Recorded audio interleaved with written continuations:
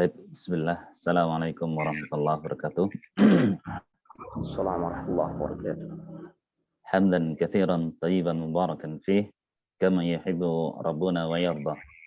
Asyhadu an la ilaha illallah wahdahu la syarika lah wa asyhadu anna Muhammadan abduhu wa rasuluh. Salatu wassalamu ala Rasulillah wa ala alihi wa sahbihi wa man tabi'ahum bi ihsanin ila yaumiddin, amma ba'd. Ayyuhal ikhwatul kiram, rahimani wa rahimakumullah. Alhamdulillah, pada kesempatan kali ini kita masih diberikan oleh Allah Tabaraka wa Ta'ala kesehatan, terutama untuk mengikuti kajian hari ini ya. Seperti biasa, kajian kali ini akan disampaikan oleh beliau Al-Ustadz Fakhrul Razi Hafizahullah Ta'ala dengan tema masih melanjutkan terkait dengan Sirah Nabawiyah yang kemarin sudah selesai terkait dengan perjanjian Hudaybiyah. Sekarang kita masuk ke tema yang sangat menarik, yakni masuk Islamnya Khalid bin Walid radhiyallahu anhu. Seperti biasa bagi ikhwah semua, ketika kajian berlangsung dimohon untuk menonaktifkan audio maupun videonya bagi akhwat untuk keberlangsungan kajian kita. Dan seperti biasa juga kajian kita mulai jam 8.00 sampai jam 8.45 sesi materi, kemudian dilanjutkan tanya jawab di 15 menit ke depan. Tapi untuk mempersingkat waktu Ustadz, karena waktu sudah jam 8:02, waktu dan tempat kami persilakan kepada Ustadz. Falyafadhal. Jazakallah khairan Bu Samah, insyaallah. Bismillah. Assalamualaikum warahmatullahi wabarakatuh. Innal hamdalillah nahmaduhu wa nasta'inuhu wa nastaghfiruhu wa na'udzu billahi min shururi anfusina wa min sayyiati a'malina. May yahdihillahu fala mudilla lahu wa may yudlil fala hadiya lahu. Asyhadu an la ilaha illallah wahdahu la syarika lahu wa asyhadu anna Muhammadan 'abduhu wa rasuluhu la nabiyya wa la rasula ba'da. Allahumma salli wa sallim ala hadzal nabiyil karim wa ala alihi wa ashabihi ajma'in. Ya ayyuhalladzina amanu ittaqullaha haqqa tuqatih wa la tamutunna illa wa antum muslimun. Ya ayyuhalladzina amanu ittaqullaha wa qulu qawlan sadida yuslih lakum a'malakum wa yaghfir lakum dhunubakum wa may yuti'illaha wa rasulahu فقد فاز فوزا عظيما. وبعد فإن أصدق الحديث كتاب الله وخير الهدى هدى محمد صلى الله عليه وآله وسلم وشر الأمور محدثاتها وكل محدثة بدعة وكل بدعة ضلالة وكل ضلالة في النار. أما بعد، أيها الإخوان والأخوات في الله عزني الله وإياكم. Para ikhwan juga akhwat, saudara-saudari sekalian, jemaah di dalam komunitas. Afan Ustadz, suaranya mungkin terganggu ya Ustadz?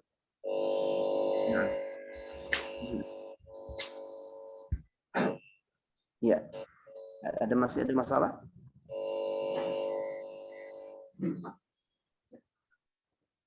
Gimana suaranya sekarang? Halo? Gimana suaranya? Sama?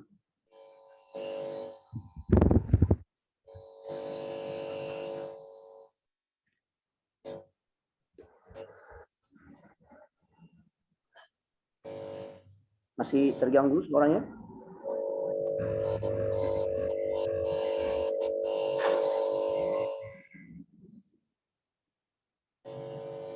Gimana? Halo. Afwan Ustadz, udah lumayan. Udah lumayan Ustadz. Sudah bagus suaranya? Sudah Ustadz, lanjut Ustadz. Baik, Masya Allah. Ya, Alhamdulillah, kita bersyukur kepada Allah Subhanahu wa Ta'ala di pagi hari yang cerah ini, 5 Sya'ban 1443 Hijriah, yang bertepatan juga dengan tanggal 8 Maret 2022, bi'aunillahi wa taufiqihi, dengan pertolongan dan juga taufik dari Allah Subhanahu wa Ta'ala. kita kembali dikumpulkan di dalam majelis yang mulia, majelis yang dimana seperti biasa kita mempelajari sirah nabawiyah, perjalanan hidup manusia terbaik yaitu Rasulullah SAW, yang dimana pembahasan kita atau topik yang akan kita angkat di pagi hari ini yang berkaitan dengan peristiwa yang terjadi di tahun ke-8 Hijriah. Pasca perjanjian Al-Hudaybiyah, ada beberapa peristiwa-peristiwa sejarah yang dicatat oleh para ulama, ya, di antaranya masuk Islamnya beberapa tokoh besar di kalangan musyrikin Quraisy, yang ini tentu sangat menguntungkan kaum muslimin, ya, sekaligus juga ini membuktikan adanya pertolongan dari Allah Subhanahu wa taala untuk mengokohkan kedudukan kaum muslimin atau Islam secara umum, ya, sehingga nanti pada akhirnya Islam benar-benar semakin berjaya. Baik, Bapak Ibu, rekan-rekan yang semoga dimuliakan oleh Allah Subhanahu wa taala, tokoh pertama yang kita akan angkat kisahnya yaitu sahabat Khalid ibn Al-Walid. Ya, dia bernama Khalid bin Walid bin Mughirah, ya, bin Abdullah bin Umair bin Makhzum. Berarti dia dari suku atau Bani Makhzum.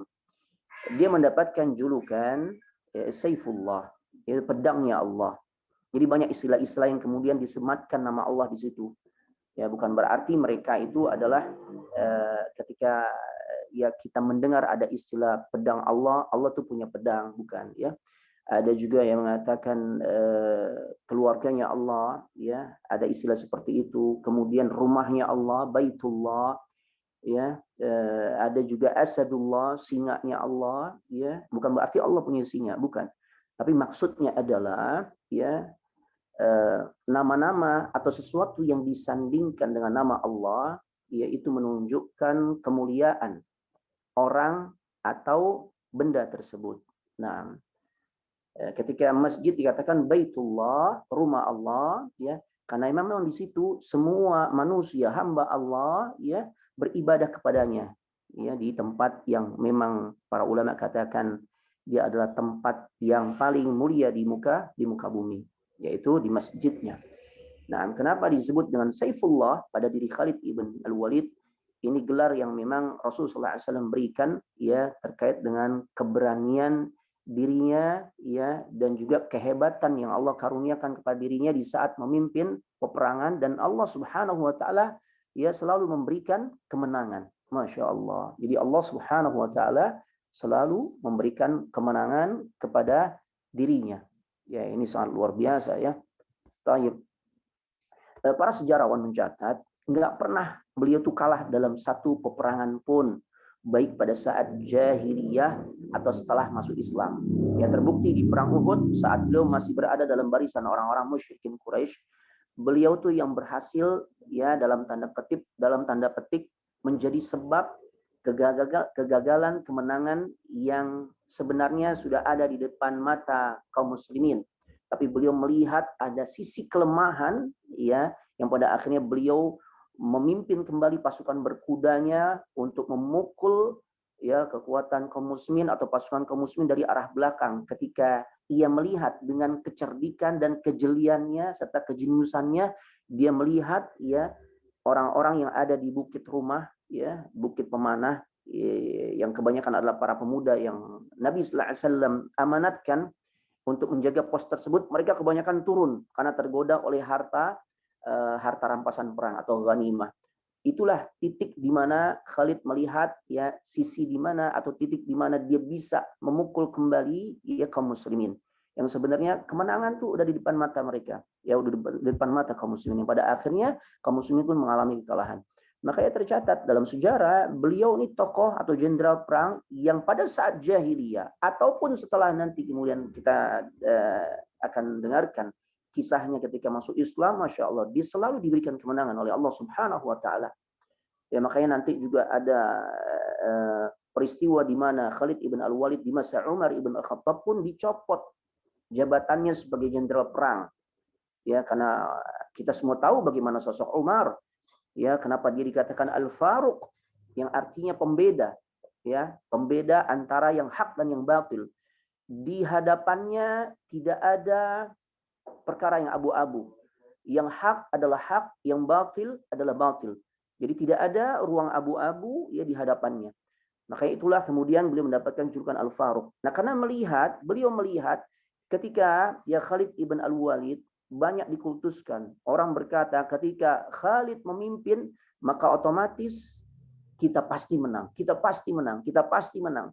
Ya, ini menunjukkan adanya gejala ya banyak kaum muslimin yang mulai bergeser hatinya. Ya, yang seharusnya ia sandarkan kemenangan itu adalah karunia Allah bergeser kepada Khalid ibn Al-Walid.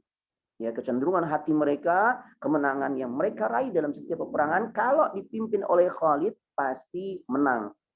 Ya, ini potensi kesyirikan. Makanya Umar ibn Al-Khattab Al-Faruq langsung mencopot ya jabatan Khalid ibn Al-Walid dari jenderal perang. Ya, tujuannya apa? Bukan karena benci, bukan karena takut tersaingi, bukan. Itu zaman sekarang. Oh, nanti anak kalah pamor, anak kalah viral nih. Nanti pada akhirnya nih bisa bahaya nih ya untuk kedudukan saya. Ya, itu kan yang terjadi zaman sekarang. Kalau Umar di masa sahabat dan sahabat-sahabat lain, tidak hanya Umar, itu tidak ada ya di hati mereka obsesi terhadap jabatan. Andai pun mereka diberikan jabatan itu dalam rangka menjalankan amanah, bukan sebagai obsesi duniawi. Ya, sehingga keputusan Umar mencopot Khalid ibn Al-Walid itu dalam rangka ya memutus potensi yang bisa mengarahkan manusia jatuh kepada kesyirikan. Masya Allah.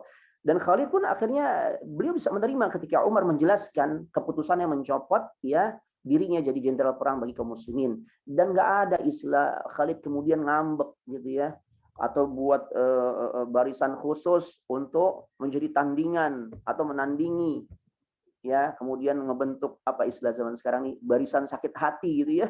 Kemudian dengan kelompok yang ia dirikan akhirnya ya dia akan bersaing menuntut balas dan sebagainya. Nggak ada dalam kamus Khalid. Makanya nggak ada sakit hati. Dan saat peperangan berikutnya pun ya dia ditempatkan hanya sebatas prajurit biasa, nggak ada istilah ngambek ya atau gengsi dan sebagainya. Beliau tetap berada dalam barisan kaum muslimin. Ini luar biasa. Para sahabat adalah generasi yang penuh keteladanan. Di antara sosok Khalid ibn Al-Walid. Ya, bahkan dia pernah mengatakan berkaitan dengan kehebatannya, sungguh dengan tanganku ini, ya Allah karuniakan kehebatan pada dirinya. Beliau katakan, sungguh dengan tanganku ini telah terpotong 9 pedang pada saat peperangan Mu'tah. Itu perang yang sangat luar biasa. Insya Allah kita akan sampaikan kisahnya di pertemuan berikutnya ya.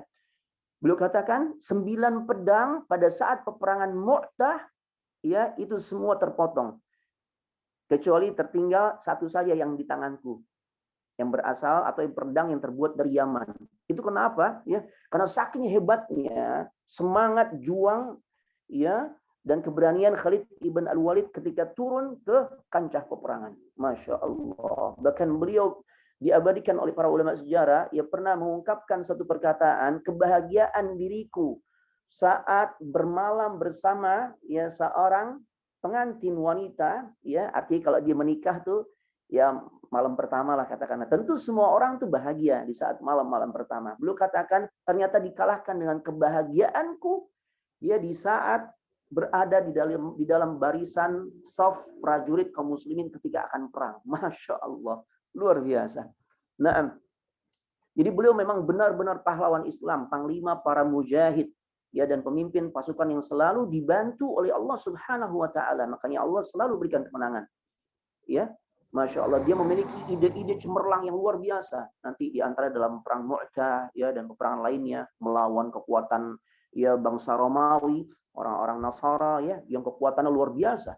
Ya, Khalid cuma memimpin 3.000 pasukan, nanti akan melawan sekitar 200.000 lebih ya pasukan Romawi.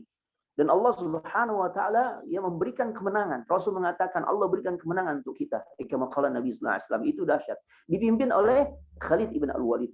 Ya, itu kisahnya nanti ya. Nah, dan sebagian ulama sejarah katakan beliau juga termasuk salah satu juru tulis Rasul sallallahu alaihi wasallam.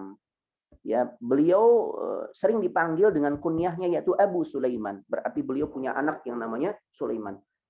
Nah, beliau punya ayah yang namanya Al-Walid ibn Al-Mughirah.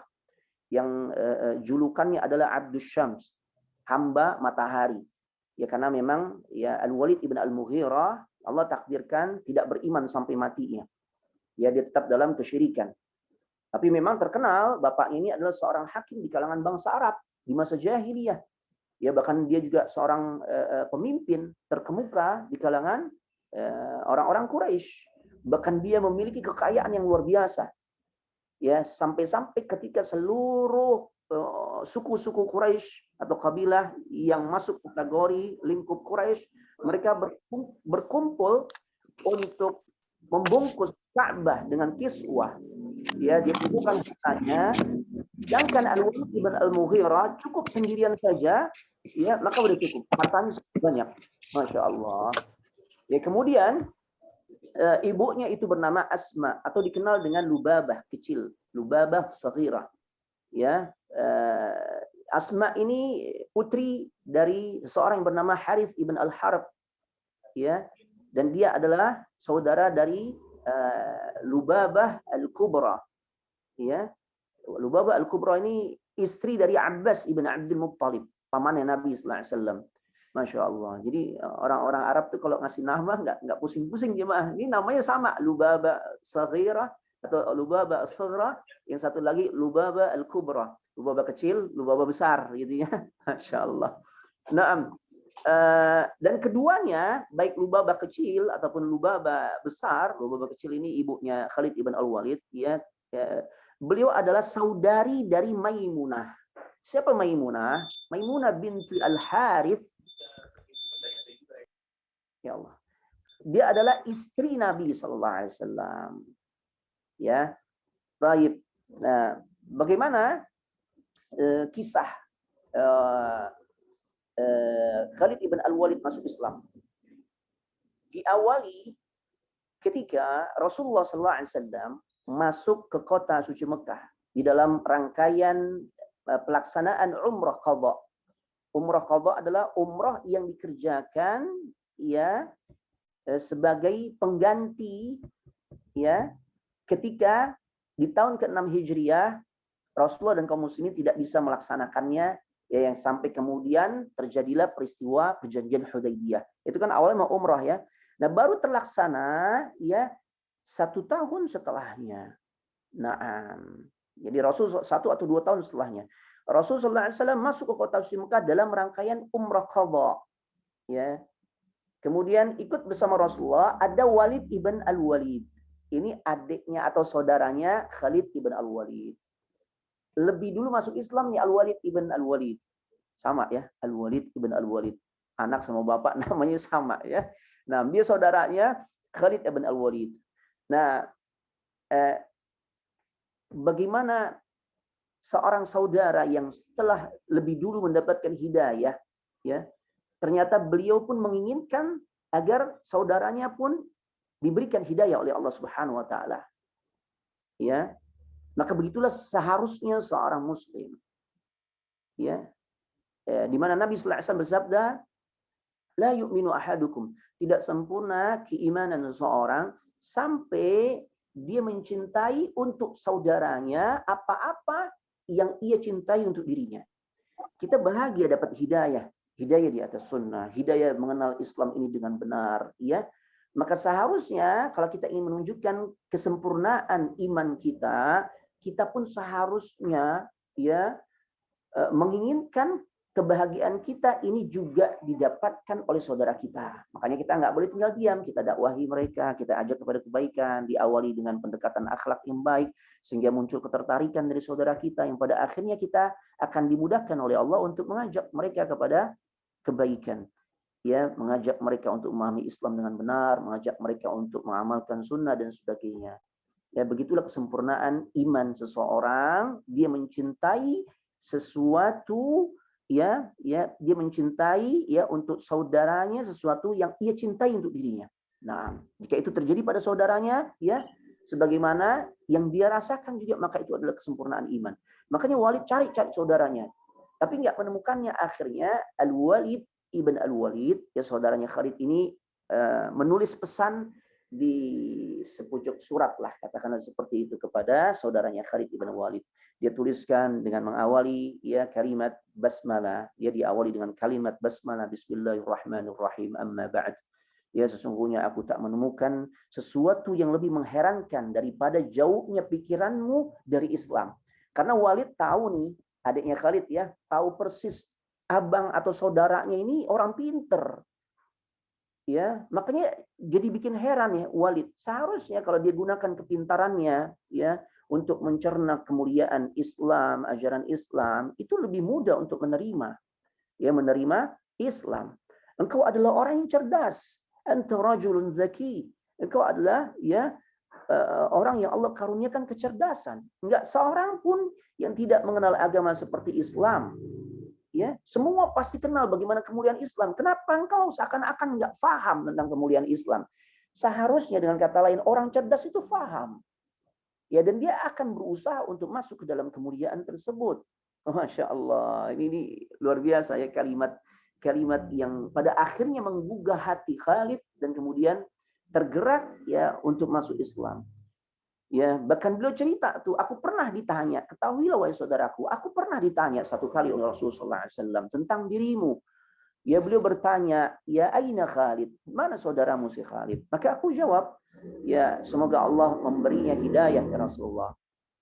Ya Allah mahdihi ilal Islam, semoga Allah memberinya hidayah. Maka beliau bersabda lagi, orang seperti Khalid tidak mengenal Islam.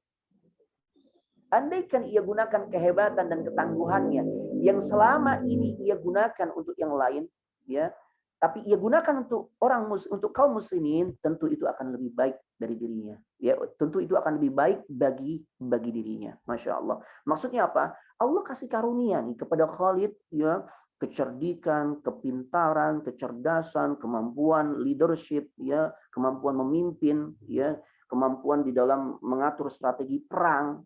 Ya, tentu akan lebih baik kebaikan-kebaikan yang ada pada Khalid tersebut ya digunakan bersama kaum muslimin. Itu pasti akan melahirkan kebaikan ya untuk dirinya dan juga banyak orang ya, tentunya dari kalangan kaum muslimin. Itu harapan Rasulullah SAW. Ya, dan itu disampaikan di dalam surat yang dituliskan oleh Al-Walid ibn Al-Walid, saudaranya Khalid. Maka Al-Walid berkata kepada Khalid dalam surat tersebut, cepat-cepatlah engkau, wahai saudaraku, bergegaslah engkau untuk menjemput peluang-peluang kebaikan yang sempat luput darimu.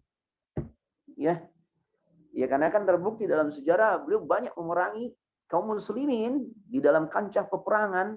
Ya, maka jangan sampai engkau luput. Ya, belum juga masuk Islam, pada akhirnya luput dengan berbagai macam pintu-pintu kebaikan yang ada di hadapanmu. Khalid ibn Al-Walid menerima surat dari saudaranya, surat beliau baca, beliau hayati dengan seksama dan ia sangat gembira. Ia mengetahui Rasulullah SAW pernah bertanya tentang dirinya. Ini benih-benih keimanan nih. Ya, artinya ada kebanggaan di saat Rasulullah SAW itu nanya tentang dirinya. Ini kan menunjukkan, wah ada satu ketertarikan ya, Masya Allah. Dan hal itulah yang semakin mendorongnya untuk masuk Islam. Akhirnya Khalid ibn Al-Walid dia arahkan ya jiwa dan nuraninya ya pada agama Islam ini, ya pada agama baru bagi dirinya, ya untuk dirinya ini menjadi agama yang baru. Masya Allah. Jadi cahaya keyakinan mulai berkilau di dalam hatinya yang Masya Allah, yang bersih tentunya. Dan ia pun pernah berkata dalam hatinya, demi Allah, sungguh jalan inilah yang sesungguhnya. Ya, Muhammad itu adalah benar-benar ia seorang Rasul. Ya, aku harus segera mengutarakan keislamanku. Sampai kapan aku begini? Aku harus segera ya menemuinya. Aku harus segera menemui Rasulullah SAW dan mengutarakan keislamanku. Masya Allah. Taib. Ya. Nah pada malam itu Khalid bermimpi ya seperti berada di sebuah daerah sempit dan juga daerah yang gersang dan nggak ada tanaman dan juga nggak ada air. Dan saat itu dia menuju satu daerah yang kelihatannya hijau dan begitu luas.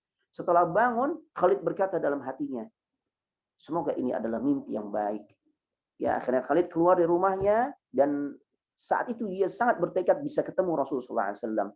Ya, dan mimpi yang ia alami pada malam tersebut, ia terus melekat di dalam pikirannya, ya bahkan seolah-olah itu selalu membayangi di pelupuk matanya. Ya, itu selalu terbayang di pelupuk matanya. Ya, ia mencari seorang yang pada akhirnya bisa menemui ya atau mengantarkan dirinya menemui Rasulullah SAW. Di tengah jalan perjalanan dia atau perjalanan beliau menuju Rasulullah SAW ke kota suci Madinah.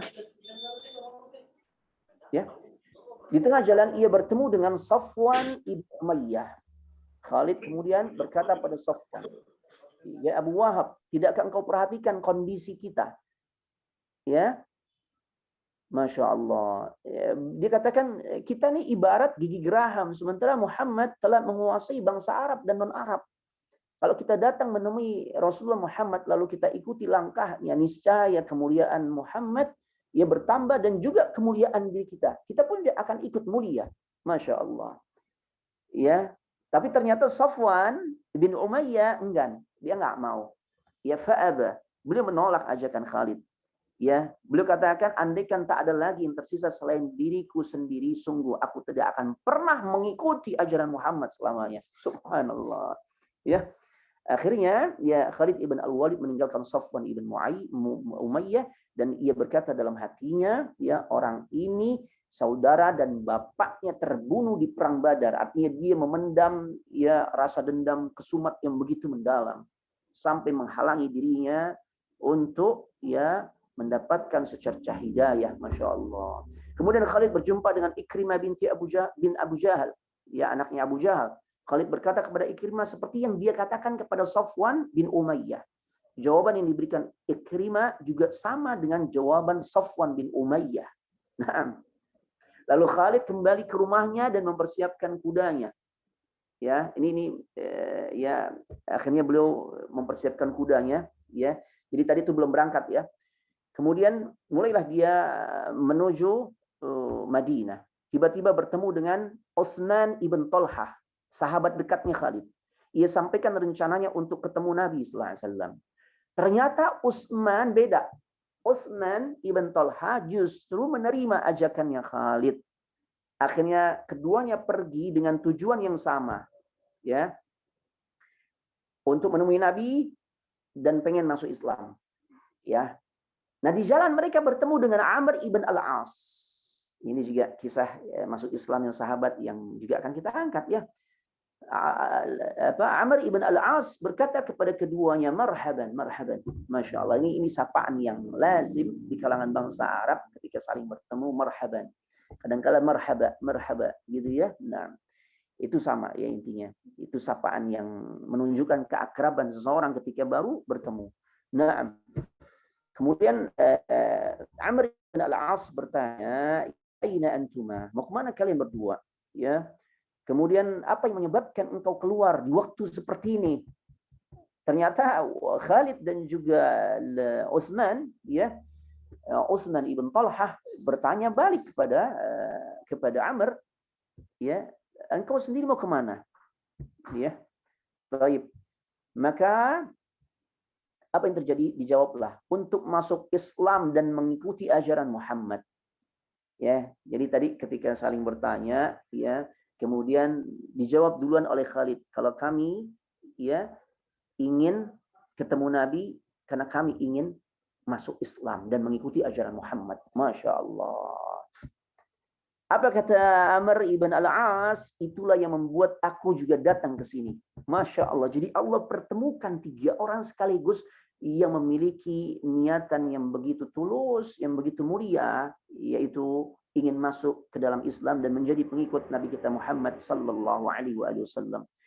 Ya, 3 tokoh besar, Masya Allah. Khalid ibn Al-Walid, Utsman ibn Talhah, dan juga Amr ibn Al-As. Masya Allah. Amr ibn Al-As ini seorang diplomat ulung nih.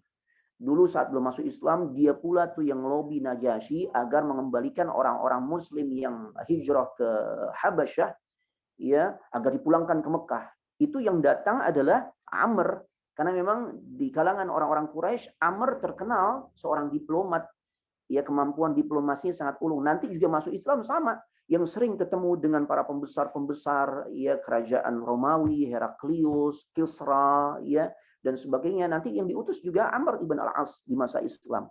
ya di masanya Islamnya beliau. Nah, mereka berangkat sampai tiba di Madinah, ya.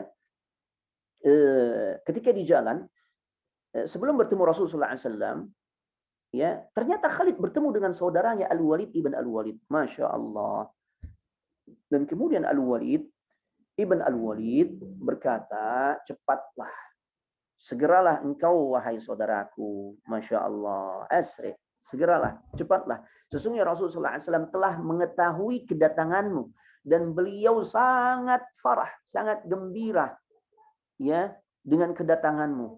Beliau sedang menunggu kalian. Subhanallah. Begitulah seharusnya kita dapat info nih ada orang mau masuk Islam, ya, maka kita sambut tuh dengan penuh sukacita orang tersebut agar semakin kokoh keimanannya atau tanda-tanda keimanannya, ya, akan semakin dia kokohkan.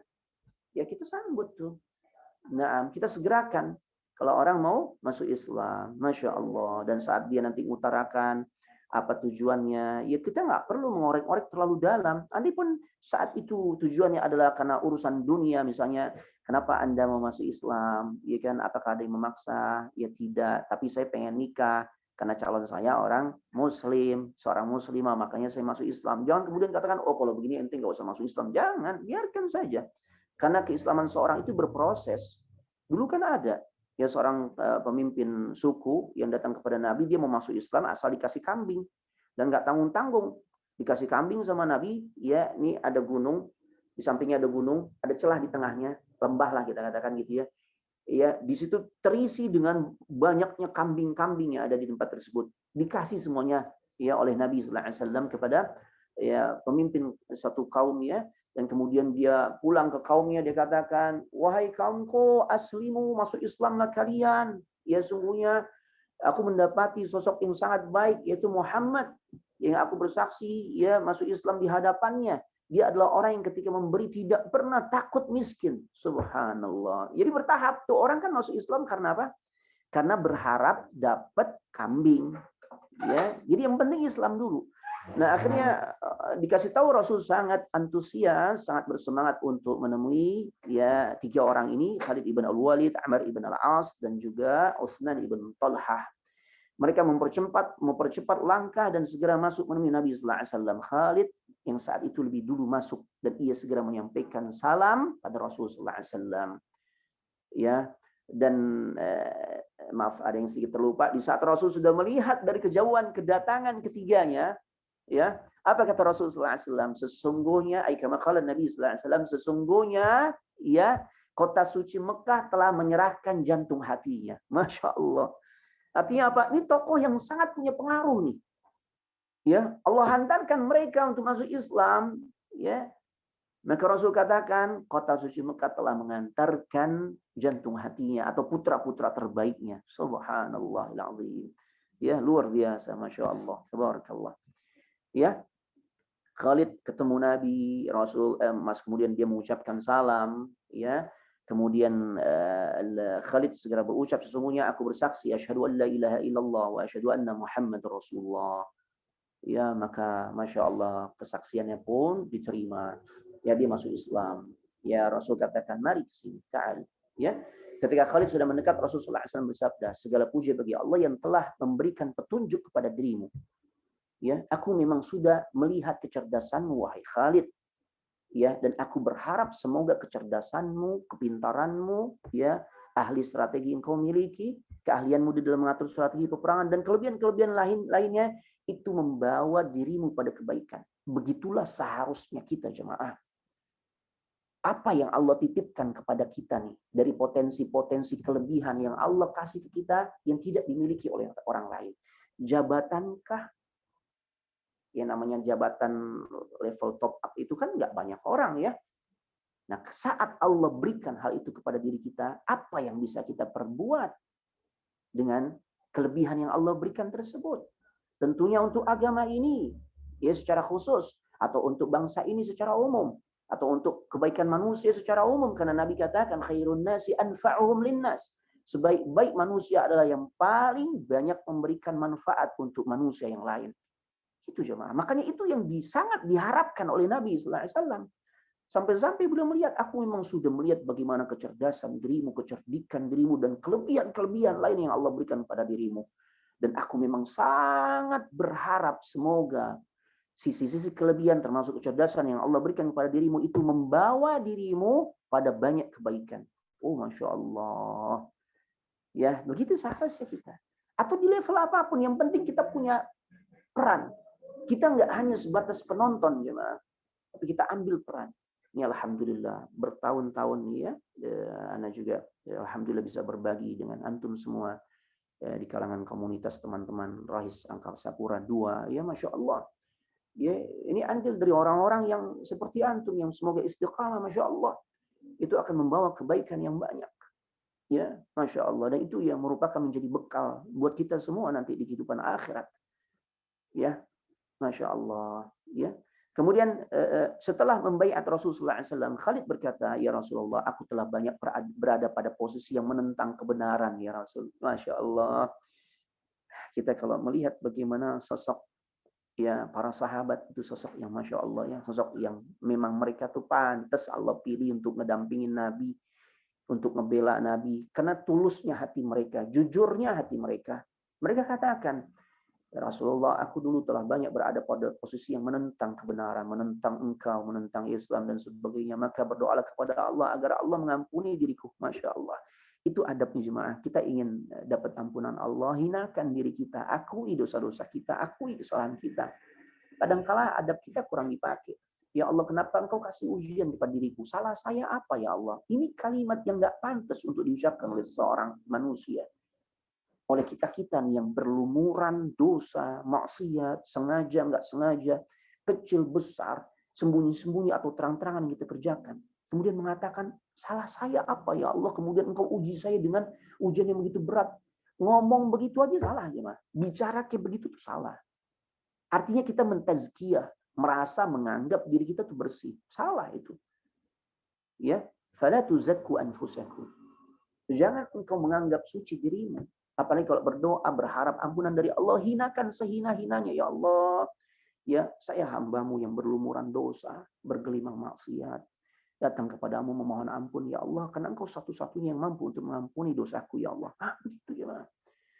Maka Rasulullah SAW ketika mendengar pengakuan Khalid di masa lalunya, ya sering menentang kebenaran, beliau berharap ampunan dari Allah. Rasul bersabda, ya, al-Islamu tajubbu ma qablak. Ya, kama qala Nabi sallallahu alaihi wasallam, ya, al-Islamu yajubbu ma qabla. Islam itu akan menghapuskan semua dosa-dosa di masa lalu. Ya, kama qala Nabi sallallahu alaihi wasallam. Ini kemuliaan Islam. Orang tuh kalau masuk Islam jemaah, ya dulunya kayak Khalid kan menjadi musuh besar Islam, atau seperti Umar ibn al-Khattab, ya, yang masa lalunya sebelum Islam kan menjadi musuh besarnya Islam. Saat masuk Islam, semua dosa-dosanya Allah hapuskan. Dan semua kebaikan dia dicatat. Masya Allah. Jadi, kalau kemudian ada orang mengatakan, itu seperti bayi yang baru lahir. Enggak, kurang tepat. Karena kalau bayi yang baru lahir, dia polos. Belum melakukan dosa. Tapi belum ada catatan amal, belum ada catatan pahala. Tapi kalau orang yang baru masuk Islam, selain dia bersih seperti bayi, ditambah lagi dia punya amal-amal baik yang dicatat sebagai pahala besar di sisi Allah di masa saat ia kerjakan sebelum masuk Islam. Allahu Akbar. Luar biasa. Ya, Khalid melanjutkan, doakan aku ya Rasulullah. Ya, ya.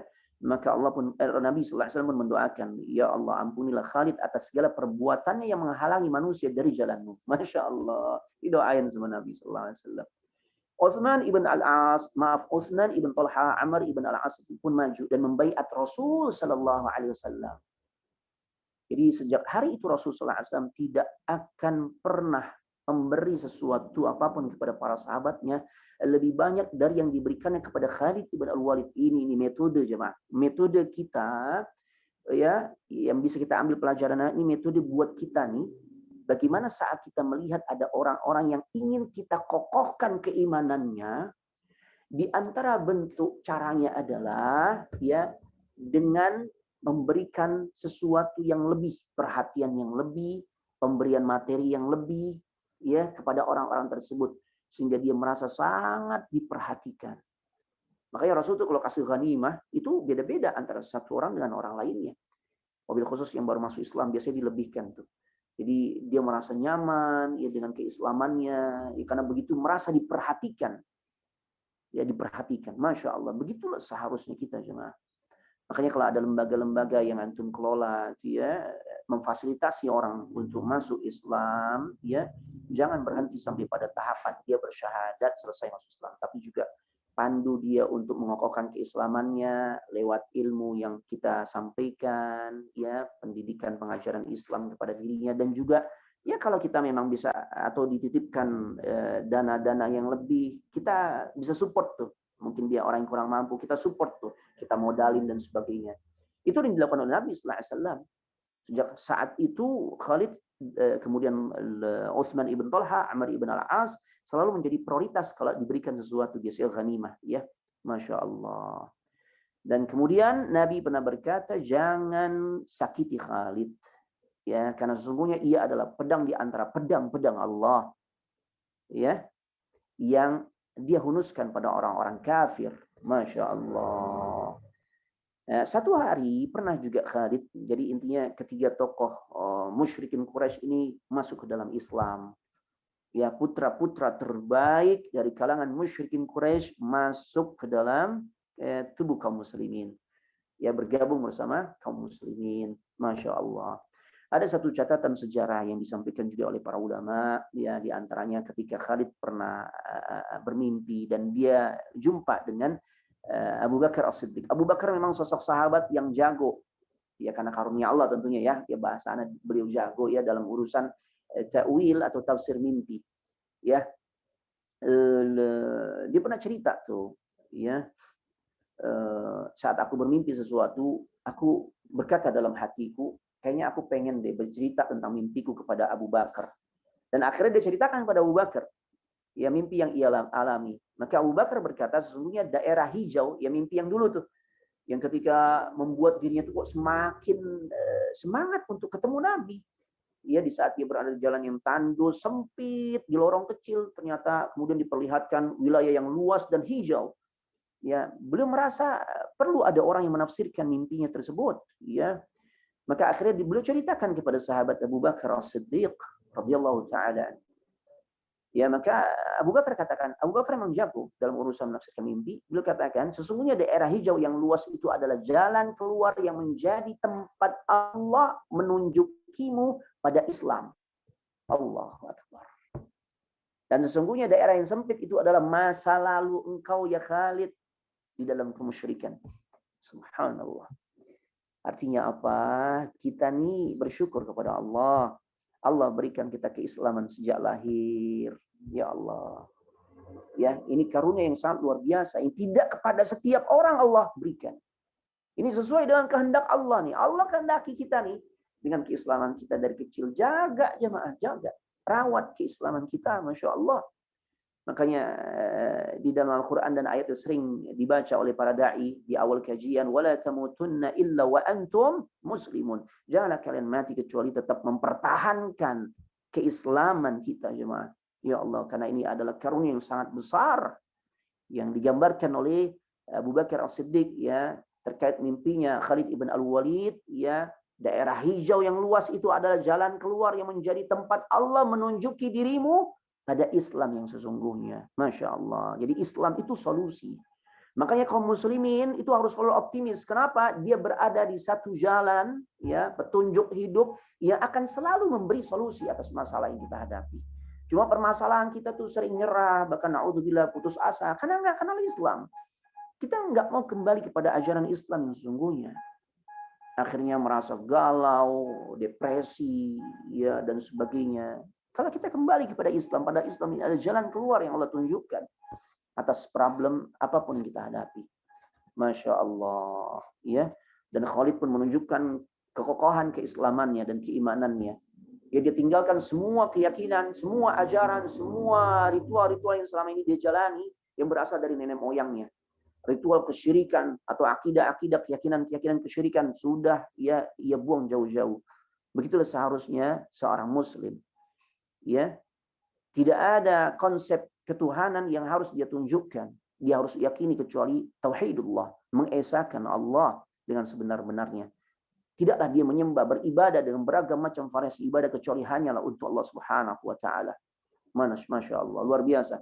Dan di saat peristiwa Fathu Makkah, pembebasan kota suci Makkah, ya, maka kemudian Nabi Sallallahu Alaihi Wasallam menugaskan secara khusus ya kepada Khalid ibn Al-Walid.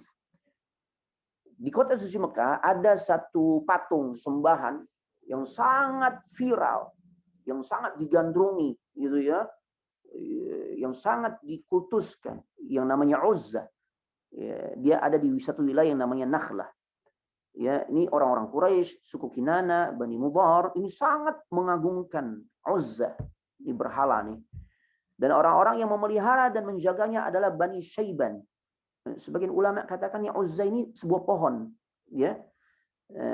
Yang intinya ya Rasulullah SAW kemudian mengutus Khalid ibn Al-Walid untuk menghancurkan Uzza, sesembahan tandingan selain Allah. Nah, ketika Uzza atau patung Uzza, sebagian ulama juga katakan ini pohon, tapi sebagian mengatakan berhala. Ya, ketika penjaga Uzza yang berasal dari Bani Sulaim, ini kuncennya lah kalau bahasa kita sekarang gitu ya. Di dunia klinik sekarang kan ada kuncen, tempat-tempat yang dianggap keramat, ada kuncen, ada penjaganya. Ternyata sama, zaman dulu pun sama tuh. Ada penjaga Uzza dari kalangan Bani Sulaim.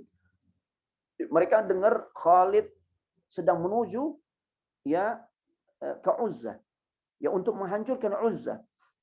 Ya, maka ia pun segera menggantungkan pedangnya di pundak patung Uzza tersebut. Jadi orang-orang Bani Sulaim meletakkan pedangnya di pundak patung Uzza. Ya, kemudian ia naik ke atas bukit yang terletak di daerah sana dan berkata, "Wahai Uzza, siapkan dirimu. Enggak ada yang lain selainmu yang mampu menghadang Khalid yang telah siaga, yang telah siap untuk menghancurkan dirimu. Siapkan dirimu." Ini bahlul banget ya, ya Allah. Nah, karena jika engkau tidak membunuh Khalid, niscaya engkau akan ditimpa dosa yang dekat, ya, dan engkau menjadi tidak berdaya, dikatakan. Setelah Khalid sampai, ia segera hancurkan tuh Uzza, maaf. Dia segera hancurkan Uzza.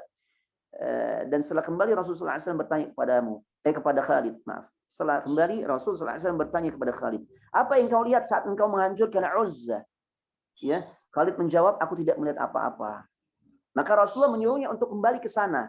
Ketika Khalid sampai ke tempat itu, dari dalam ruangan tempat patung Uzza dihancurkan, keluar seorang wanita hitam.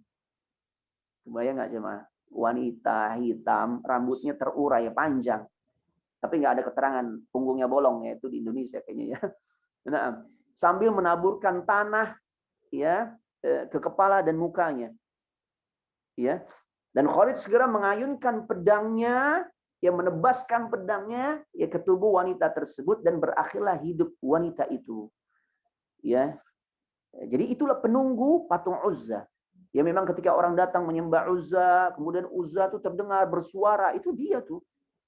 Ya, apa kalau di kita tuh kuntilanak atau dedemit gitu ya. Masya Allah. Ya, atau sundel bolong, ya apapun istilahnya. Ini nih ada real jemaah. Itu jelmaan dari bangsa jin. Ya, wahai Uzza, engkau telah dikufuri dan dirimu tidaklah suci. Ya, aku lihat Allah telah menghinakan dirimu saat ini. Ya, maka Khalid hancurkan semua ruangan tersebut, patung-patungnya, ya, Thayyib, dan kemudian ia kembali dan ia ceritakan kepada Rasulullah SAW tentang peristiwa tersebut. Dan Rasulullah SAW bersabda, itulah Uzza dan ia tidak pernah disembah lagi untuk selama-lamanya. Ya, jadi di balik patung Uzza ya itu ada sosok ya jelmaan bangsa jin yang sering mengelabui manusia sehingga ya menyembah dirinya, ya menjadikan Uzza sebagai tandingan Allah untuk disembah. Masya Allah, itu cerita sekilas tentang masuk Islamnya Khalid dan beberapa peristiwa yang berkaitan dengannya. Taib, fadl kami kembalikan kepada host yaitu Abu Usama. Fadl jika ada tanya jawab. Baik Ustaz, jazakallahu atas materi yang disampaikan. Alhamdulillah. Dan untuk selanjutnya kita masuk ke sesi tanya jawab bagi ikhwah semua yang mau bertanya. Silahkan di unmute dulu audionya. Mungkin ada yang bertanya? Ustaz, awalan Ustaz, sedikit tanya Ustaz. Nah, apakah sahih terkait peristiwa ketika Khalid di Persia kalau nggak salah ya. Beliau ini orang yang minum racun tapi tidak apa? Racun itu tidak berefek sama sekali kepada Khalid. Benar nggak? Nah, barakallahu fikum. Allah yabarik fik. Nah, ya itu riwayat yang makbul ya, riwayat yang diterima. Nah, kisah di mana nanti insya Allah kalau kita bahas biografi tentang sahabat ya yang akan lebih detail, ya memang dikisahkan di banyak buku-buku sejarah ya tentang sirahnya Khalid, masya Allah. Ya, ini sosok yang memang luar biasa karena memang keyakinannya ya. Dia katakan Bismillah dengan nama Allah, ya maka tidak ada sesuatu yang bisa memadaratkan diriku kecuali semua atas izin Allah. Ya saat di hadapannya ada pembesar Persia yang mengatakan, ya ini adalah racun yang paling mematikan di negerinya. Ketika seorang ya diberikan racun ini, bukan minum ya, diberikan racun ini. Artinya kalau diberikan matikan sedikit aja itu ya, tidaklah orang itu akan ya mendapatkan keselamatan, melainkan dia akan menemui kematiannya. Nah, ternyata Khalid menunjukkan ya bahwasanya kematian itu intinya adalah ya mutlak ya izin dari Allah Subhanahu wa taala, kehendak dari Allah Subhanahu wa taala. Racun, tombak, benda-benda tajam itu hanya faktor sebab. Tapi faktor sebab tidak bisa berefek, tidak bisa berdampak, tidak bisa menimbulkan akibat ya dengan sendirinya kecuali atas izin Allah. Itu dahsyat, itu pembahasan akidah tuh. Anak kaji itu di kajian tentang Tauhid Ar-Rububiyah ya, Masya Allah ada satu kitab yang cukup bagus tentang Qawaid fi Tauhid Ar-Rububiyah wal Uluhiyah wal Asma wa Sifat ya. Itu ada pembahasan tentang hal itu, tentang faktor sebab akibat ya, yaitu tentu kita tidak bisa sepelekan, tapi janganlah hati kita ini bersandar ya menganggap manfaat itu muncul dengan sebab mutlak yang kita lakukan atau madarat itu kita akan terhindar darinya itu karena faktor sebab yang kita lakukan. Bukan. Itu hanya kewajiban kita aja yang kita jalani. Adapun nanti yang menjadi penentu ya faktor sebab untuk kita mendapatkan manfaat yang kita lakukan atau faktor sebab yang kita jalani agar kita terhindar dari madarat ya yang kita lakukan. Penentunya ya semua itu bermanfaat, memberikan dampak atau akibat atau efek itu adalah murni dari Allah. Gitu. Makanya terbukti Khalid yakin Bismillahirrahmanirrahim. Ya dengan nama Allah tidak ada sesuatu yang bisa memadaratkan ya diriku kecuali dengan izin Allah. Tapi jangan coba-coba ya, kita kan jangan coba-coba kemudian ya ada yang nantang-nantangin, ayo sini, Masya Allah jangan. Ya ini nggak sembarang orang tentunya ya. Nah, taib. Dan ini tentu tidak lepas dari yang namanya izin Allah. Tertimpanya seorang dari madarat ya atau dia mendapatkan manfaat ya, itu semua tidak lepas dari izin Allah atau kehendak Allah. Itu yang coba kita ambil pelajarannya. Tapi memang kisah itu makbul, kisah yang diterima ya, riwayat yang diterima. Allah alam bisawab. Nah, Ustaz, jazakallahu khairan Ustaz. Afwan, yang kedua Ustaz, terkait kisah tadi Ustaz, Afwan, terkait Khalid bisa membunuh wanita tua yang itu merupakan jilman jin tadi ya. Naam. Jilman jin. Itu berarti sahih ya, misalkan ketika ada jin yang menyerupai entah itu apapun, kita bisa membunuhnya berarti Ustaz, atau gimana Ustaz? Jadi bangsa jin itu mati sama seperti kita manusia. Yang tertunda kematiannya kecuali dengan tibanya atau datangnya hari kiamat. Satu, iblis, gembongnya mereka tuh. Ya, iblis tuh yang kemudian dia meminta kepada Allah ya agar ditangguhkan kematiannya dan Allah kabulkan. Iblis itu bagian dari jin, apa? Iblis itu bagi bangsa jin. Itu pendapat yang paling kuat ya, karena sebagian ulama memasukkan iblis dalam kategori malaikat, tapi ternyata itu pendapat yang lemah. Ya, dia minal jin, termasuk dari golongan jin, jin yang ingkar, tapi memang pernah masa lalunya dia mulia. Dia berkumpul bersama rombongan malaikat yang senantiasa bertasbih, memuji Allah, bertahmid, bertakbir, ya mengagungkan Allah. Tapi dengan sebab kedengkiannya, kesombongannya, ketika manusia pertama itu Adam alaihissalam diciptakan dan Allah perintahkan kepada dirinya dan semua makhluk yang saat itu ada, termasuk para malaikat untuk sujud sebagai bentuk penghormatan, ternyata si iblis nggak mau gitu ya. Yang pada akhirnya dari situlah ya, dari kesombongan itulah dia berani menentang Allah, ingkar kepada Allah dan Allah pun murka. Ya, dan pada akhirnya apa yang terjadi ya, dia menjadi makhluk yang terlaknat, ar-rajim ya, dan kemudian Fabima aghwaytani, ya dengan sebab engkau telah menyesatkan atau melaknat diriku, maka beliau minta juga tuh agar ditangguhkan kehidupannya sampai hari kiamat dan Allah kabulkan. Adapun yang lainnya, ya anak cucu keturunannya gitu ya.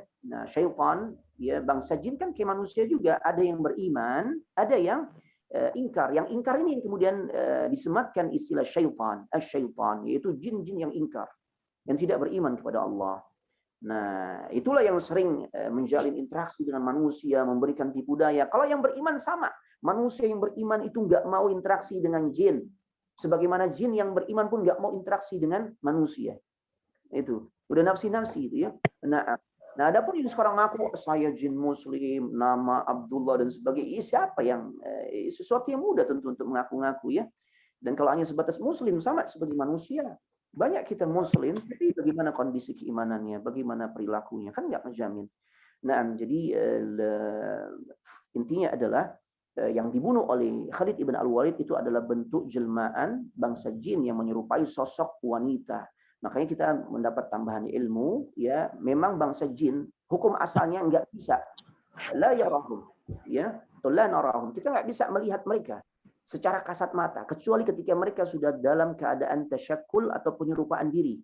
Dalam bentuk apa? Ya bentuk sesuai yang ia kehendaki. Mereka bisa menyerupakan dalam wujud apapun kecuali sosok Nabi sallallahu alaihi wasallam, tidak bisa diserupakan. Ya. Nah, makanya kemudian ya di situ mereka menyerupakan diri dalam bentuk sesuatu yang biasanya para ulama katakan, di antara Syekh Dr. Umar Sulaiman Al-Ashqar dalam kitabnya Al-Aqidah Al-Islamiyah fi Dhaw'il Quran wa Sunnah, beliau katakan mereka melakukan penyerupaan diri dalam wujud sesuai dengan imajinasi penduduk setempat. Di Indonesia makanya ya bentuk penyerupaan bangsa jinnya tuh ya rada-rada gembel gitu ya. Nah, kuntilanak, sundel bolong, pocong, ya begitu deh, ya. Tapi kalau kita ke Eropa gitu ya, beda lagi jelmaannya, keren gitu ya, pakai jas gitu. Jadi sesuai dengan imajinasi. Itulah kecerdikan mereka ya, dalam tanda petik ya, melakukan tipu daya, menyesuaikan dengan imajinasi, ya pola pikir ya masyarakat yang akan mereka jerumuskan. Nah, kayak begitu ya. Baik, jadi benar, ya itu adalah sosok bangsa jin yang kemudian dibunuh. Nah, kita juga paham, dapat tambahan ilmu. Mereka mati di antara dengan kita ruqyah ketika masuk asra kepada tubuh seseorang, ya kemudian dia berkata ya misalnya yang kerasukan nih orang Jawa tapi dia bisa ngomong Arab lancar, kemasukan jin Arab mungkin gitu. Kita ruqyah dia, kemudian dia teriak-teriak kepanasan, ya kalau terus-menerus dibacakan ruqyah, kebakar dia, mati dia. Ya, belum lagi nanti yang terbunuh dengan sebab ketika menjelma menjadi sosok ular, itu sosok binatang yang paling sering diserupakan oleh bangsa jin diantaranya adalah al-hayyah, yaitu ular, selain anjing hitam dan sebagainya. Ya, makanya kita diperintahkan jika ular masuk ke rumah kita, berikan waktu, ya artinya jangan langsung dibunuh. Yang di rumah ya, bukan yang di luar, di selokan, di halaman, enggak. Ini dalam rumah. Ya, karena kalau langsung dibunuh khawatir itu adalah jin muslim.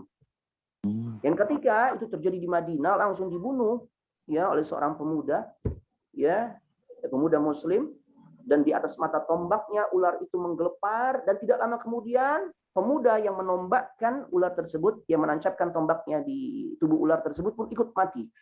Sampai perawinya Abu Sa'id Al-Khudri mengatakan, aku tidak mengetahui mana yang lebih dulu, kedua-duanya mati intinya. Apakah pemuda itu ya atau ular tersebut? Akhirnya kejadian ini disampaikan oleh Nabi sallallahu alaihi wasallam. Maka Nabi ceritakan, jangan, Nabi sampaikan. Jadi kalau ada ular masuk ke rumah, jangan langsung dibunuh, diusir saja. Ya, sampai 3 kali kesempatannya. Ternyata dia masih masuk lagi, yang kedua kali usir lagi, ketiga kali masih masuk lagi, ya. Nah, yang ketiga kali berarti boleh. Nabi katakan kalau udah 3 kali dia masih tetap berada di rumah kita, faqtulu fa innahu asyaitan. Bunuh, karena sesungguhnya dia adalah jelmaan dari bangsa jin yang kafir, yang ingkar. Syaitan. Ya, adapun kalau jin muslim, dia menuntut qisas. Itulah yang terjadi pada ya, kisah yang tadi Anda bawakan. Sangat mungkin akhirnya dia menuntut qisas ya dari kalangan bangsanya, dan sehingga kemudian menimbulkan kemadaratan bagi si pelaku tuh yang membunuh. Gitu. Tapi kalau jin kafir, ya maka insya Allah kita dijaga oleh Allah. Ya. Nah, kecuali ada 2 tanda, ya ini sebagai tambahan ilmu. Ada 2 tanda yang diperbolehkan tanpa kita tanpa kita memberi kesempatan 3 kali dia bolak-balik gitu ya. Kita bisa langsung bunuh ketika kita mendapati Nabi katakan ya Ada ular yang terdapat ciri khusus. Di antaranya ada 2 garis memanjang di punggungnya. 2 garis memanjang. Jadi coraknya kebanyakan ular kan lurik-lurik gitu ya. Nah kalau kita lihat ada coraknya tuh garis memanjang 2 di punggungnya. Ya, dan ini tentu memudahkan kita ya, karena kalau di perutnya berarti kita harus balik dulu kan tubuhnya. Ini di punggungnya di kelihatan gitu ya. Ada 2 garis memanjang atau buntutnya terpotong. Apa bahasa? Google gitu ya. Tidak ada buntutnya. Maka Nabi katakan kalau yang seperti itu nggak perlu lagi ya dikatakan diusir kemudian diberi waktu tangguh gitu sampai 3 kali baru bunuh, enggak. Itu bisa langsung dibunuh. Kenapa? Fa innahu syaitan. Rasul langsung tegaskan yang kayak begitu jenis syaitan itu, jelmaan dari syaitan. Yang kalau nggak dibunuh dia bisa memadaratkan penghuni rumah tersebut. Ada 2 kemadaratan. Yang pertama jika penghuni rumah ada salah satunya adalah wanita yang sedang hamil, maka sangat mungkin menjadikan ya wanita yang sedang hamil tersebut ya keguguran. Yang kedua bisa menyebabkan kebutaan. Tuh, ini nih ilmu, masya Allah. Ini ingat ya, ini hukum yang berkaitan dengan ular yang masuk ke dalam rumah.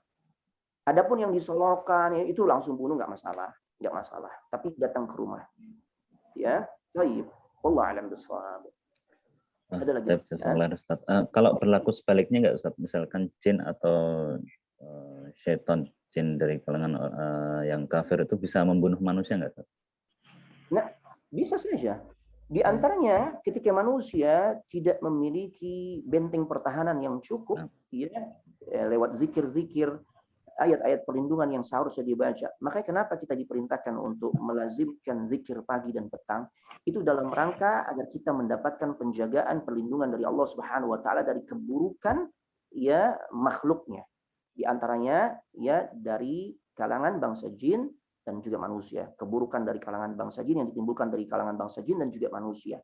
Makanya sihir-sihir yang muncul, ya sihir-sihir yang ada yang dikirimkan oleh para dukun, kahin, tukang sihir dan sebagainya, apapun sebutannya yang semakna dengan itu kan mereka berkolaborasi dengan bangsa jin yang ingkar. Gitu. Dukunnya misalnya di mana, di Pelabuhan Ratu misal ya, maaf ya, permisalan aja bukan menandakan itu tempat ya jelek enggak. Misalnya atau di mana gitu ya, dukunnya di Condet itu misalnya ya. Nah, dia kirimkan tuh ke daerah yang jauh, yaitu lewat media bantuan perantaraan bangsa jin.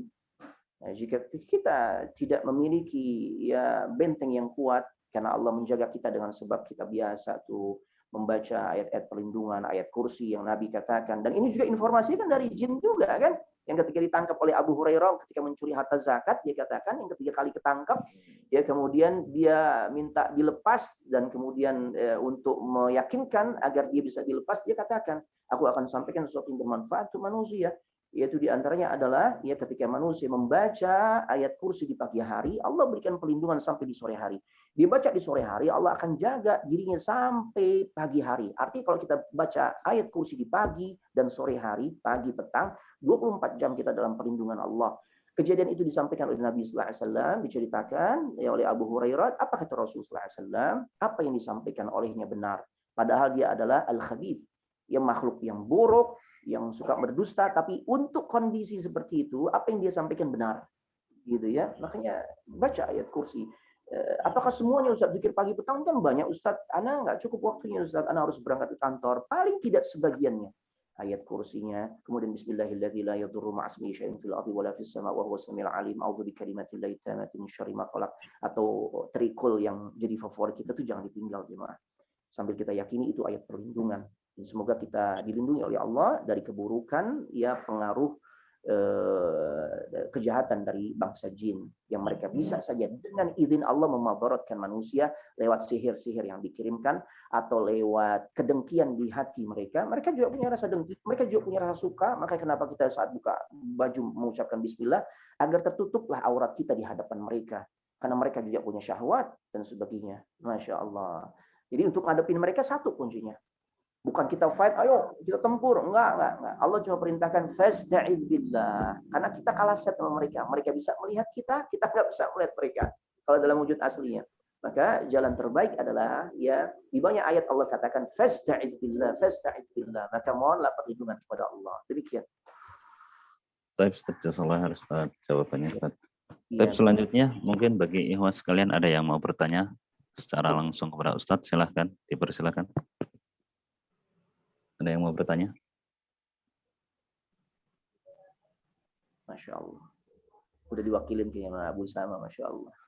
Nah, ada yang mau tanya? Kalau nggak ada, mungkin untuk selanjutnya bisa sedikit ringkasan Ustadz untuk kajian hari ini, kemudian bisa ditutup dengan kafaratul majelis. Silakan, Pak. Baik, alhamdulillah kita sudah di penghujung pertemuan kita di pagi hari ini. Kita sangat berharap semoga Allah berikan keistiqamahan, ya. Dan sebagai penutup, ana cuma ingin menyampaikan pesan yang disampaikan oleh di antaranya Imam Yahya ibn Abi Katsir, yang kemudian perkataan beliau dinukil oleh Imam Ibn Rajab Al-Hambali di dalam Lataiful Ma'arif, berkaitan dengan satu momen di mana kita akan ketemu Ramadan, kan sebentar lagi ya, ini udah masuk 4 Sya'ban, ya. Berarti kurang dari sebulan kita insya Allah bakal ketemu Ramadan. Ya, Imam Yahya ibn Abi Katsir menjelaskan bagaimana beliau tabi'in, ya, tabi'in. Jadi tahu persis bagaimana habit atau kebiasaannya para sahabat.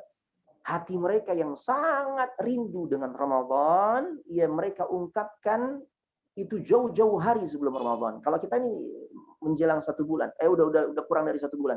Sahabat 6 bulan sebelum Ramadan, mereka udah sering sampaikan doa kepada Allah, Allahumma sallimni ila Ramadan. Ya Allah, sampaikanlah Ramadan kepada diriku. Wasallim li Ramadan, dan sampaikanlah Ramadan kepada diriku. Wa tasallamhu minni mutaqabbala. Dan ketika engkau mengizinkan aku memasuki bulan suci Ramadan sampai aku menyelesaikan Ramadan tersebut, ya, secara sempurna. Jadikan semua amal ibadah yang kita semua kerjakan di bulan suci Ramadan itu diterima di sisi Allah. Masya Allah. Ini bisa Anda sampaikan, ya. Insya Allah kita akan bertemu lagi mudah-mudahan di kesempatan yang akan datang. Semoga Allah panjangkan umur kita dan dikaruniakan kesehatan. Ya, bagi teman-teman kita yang sedang sakit, ya kita doakan Allahumma shfi mardana wa mardal muslimin. Semoga Allah ya sembuhkan penyakitnya dan juga saudara-saudara kita kaum muslimin lainnya. Dari ana cukup sampai di sini. Ana mohon maaf segala banyak khilaf dan tentu kita mohon ampun kepada Allah. Tutup dengan doa kafaratul majlis. Subhanakallahumma wa bihamdik, asyhadu an la ilaha illa anta astaghfiruka wa atubu ilaik. Wassalamualaikum warahmatullahi wabarakatuh. Waalaikumsalam warahmatullahi wabarakatuh. Jazakallah khair, Ustaz. Barakallahu fiik. Waalaikumsalam. Allah yubarik fiik. Masya Allah. Ana pamit semuanya. Salam.